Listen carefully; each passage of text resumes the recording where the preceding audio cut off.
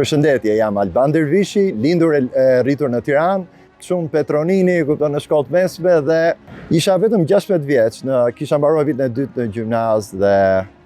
vajtëm në New York. Ndihem shumë krenar që këtë qershor të marr komandë të USS Pearl Harbor, kam jetë të tërë që e prisja këtë momente dhe është një nder sepse gjatë gjithë karrierës tonë ne dedikojmë shumë kohë për të arritur këtë maj dhe me jepet një shans fantastik dhe me zorpres të kryet detyrën. Das baban, das gjyshin e kam pasur shtarak, kështu që ushtria më troqi pak edhe duke menduar që Amerika, kupton, pikërisht ajo Amerikë me ushtrinë më të madhe në botë, mu dha kjo mundësi dhe thash, pse jo, ty ushtrisë amerikane. Me thënë drejtë, kam filluar si marinari thjeshtë, gjithçka shkoi me shkallë, një mundësi më shumë e një mundësi më shumë lëvizën gjërat.